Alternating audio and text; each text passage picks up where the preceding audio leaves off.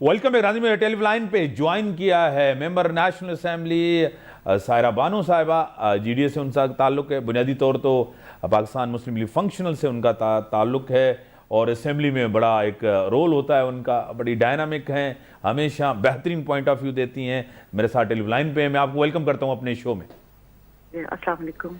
बारिशों, जिस तरह बारिशें हुई कराची के ऊपर, एक तरफ तो सिंध गवर्नमेंट कह रही है कि इसके ऊपर सियासत की जा रही है। बारिशें बहुत ज़्यादा थी, तकरीबन 127 मिलीमीटर पड़ी है 3 घंटों के अंदर। क्या कहेंगी? जी बिल्कुल, वो कह रहे हैं कि सियासत की जा रही है। सियासत तो नहीं, अवाम का ही वो कहते हैं कि उनकी तकलीफ देखी नहीं जा रही।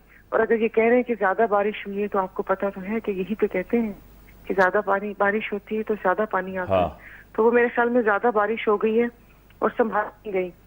अपने शहर के लिए मैं आपको थोड़ा सा एक शेर सुनाती हूँ, शायद आपको समझ आ जाए। सही। कि डर है चबा न जाए कलेजा निकाल कर। सही। डर है चबा न जाए कलेजा निकाल कर, रहते हैं मेरे शहर में हिंदा मिजाज लोग। वाह। हाँ। तो अब इस पे क्या मतलब, मेरे ख्याल में जितना भी जिस जमात ने चूरन बेचना था वो बेच लिया। कराची का हाल सबके सामने है। अगर ये कह रहे हैं कि सियासत लोग कर रहे हैं तो इनका काम भी तो नजर नहीं आ रहा। 14 साल कैदे बाम मुशक्कत, इंसान काट कर बरी होकर आ जाता है। हम लोगों की ये सजा कब खत्म होगी?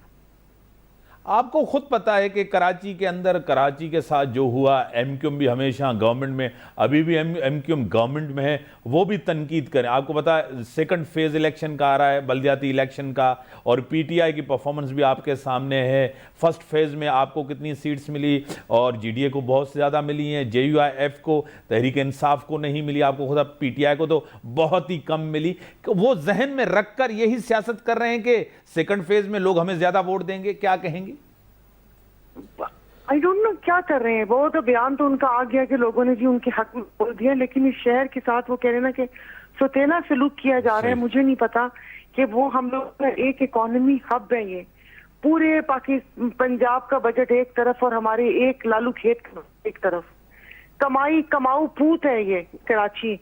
इसके साथ जो मेरा ख्याल में अवाम के खुदा करे कि शऊर आ जाए उनमें, और वो इन सबको मुस्तरद कर दें कि जो इस कराची का हाल संवारेगा वही इस कराची के, वो कह रहे हैं कि तख्त पे बैठेगा। मगर इन लोगों ने कराची का बुरा हाल कर दिया। एमक्यूएम की तो बात ही ना करें, उनका तो रोना किसी पार्टी में भी जाकर खत्म नहीं होता। वो कराची के करता धरता अपने आप को कराची के बेटे कहते हैं, लेकिन कराची के साथ हाल क्या किया आप पिछले सारे वो देख लें कि नालों के ऊपर जो बिल्डिंग्स बनाने की परमिशन दी गई वो किस दौर में थी और उसमें कौन कौन मिला हुआ था। इस शहर का पूरा इंफ्रास्ट्रक्चर खराब हो चुका है। मेरे ख्याल में क्या अभी इन नालों की सफाई से बात बढ़ चुकी है। नालों की सफाई से कुछ नहीं होगा।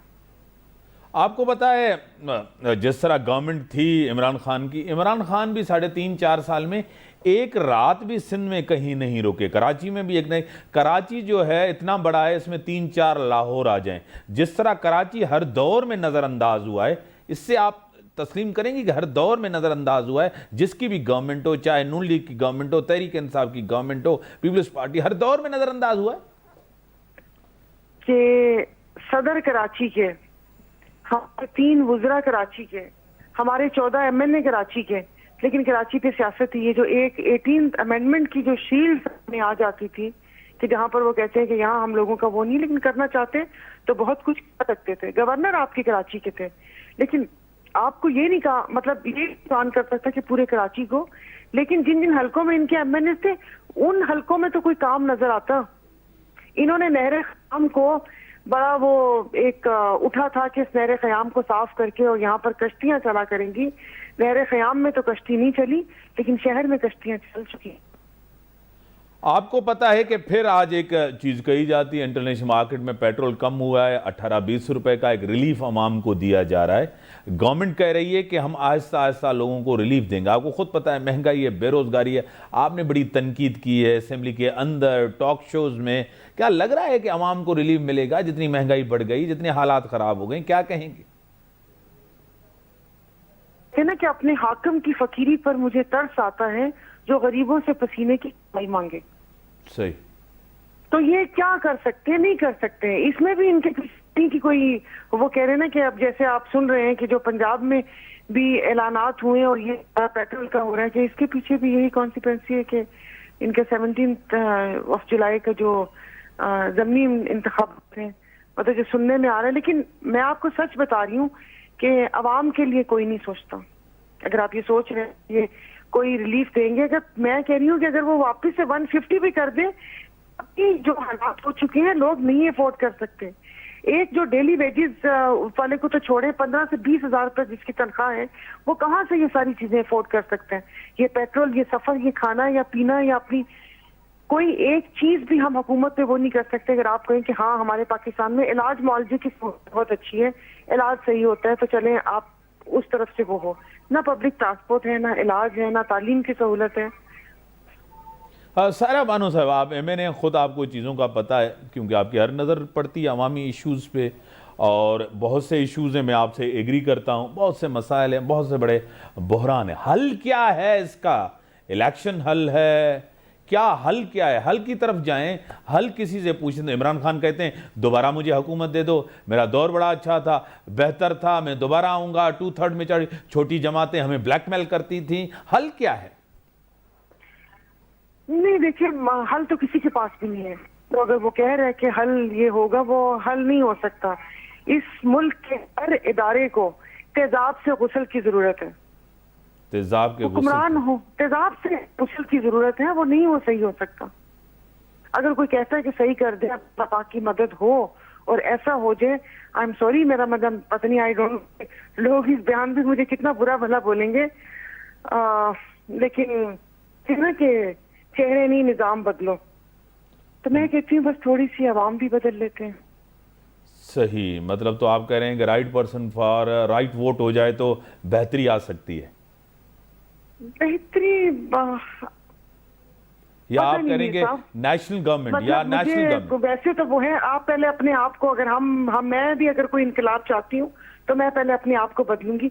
हम लोग बदलना नहीं चाहते अपने आप को। अपने मुल्क की इकॉनमी को देखें, कसीनो इकॉनमी बन चुकी है।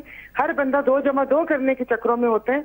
इवन आप ये प्लॉटिंग देख लें, हाउसिंग स्कीम देख लें, कुछ भी कर लें, कसीनो इकॉनमी का यही मतलब है कि आप घर बैठे आपको पैसे बढ़ के मिल जाए। तो अपने आप को सही करना पड़ेगा। और वैसे भी अल्लाह पाक ने कहा है कि अल्लाह पाक की जगह कि हुक्मरानों को बुरा मत कहो, हुक्मरानों का दिल मेरी मुट्ठी में है, जैसी आवाम होगी वैसे हुक्मरान होंगे। ये बात हर कोई समझ ले, तो पहले अपने आप को देखें कि हम कैसे हैं। एक इंतशार है, इंतशार को फैलाया जा रहा है मुल्क के अंदर। आपको खुद पता है श्रीलंका के हालात आपके सामने, यहाँ भी सियासी अदम इस्तेहकाम। आपसे हमेशा गुफ्तगू होती है, आप अच्छी निशानदेही करती हैं, लेकिन आपके जहन में एक होता है कि नेशनल गवर्नमेंट को कुछ सालों के लिए लाया जाए। आपका हमेशा ख्याल यही रहता है।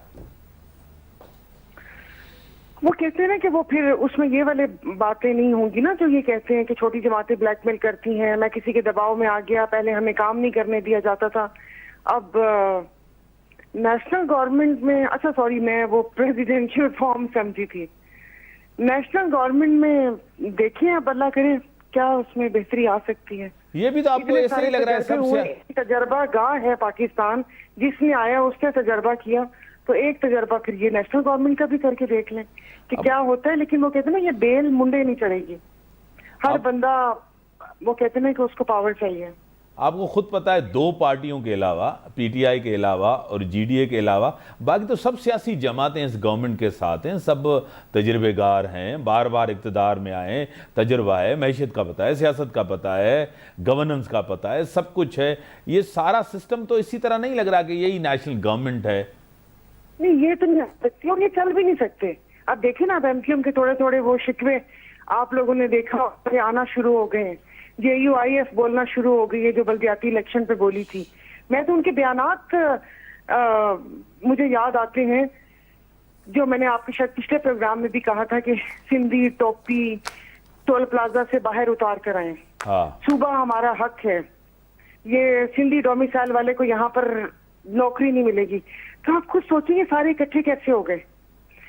मेंगल साहब पर्सन के, वो कहते हैं ना कि वो थे, लीडर थे, वो हर असेंबली में उसकी आवाज उठाते, उनकी आवाज कहाँ चली गई? वो तो जिनके साथ हैं वो बात कर लेना उनसे।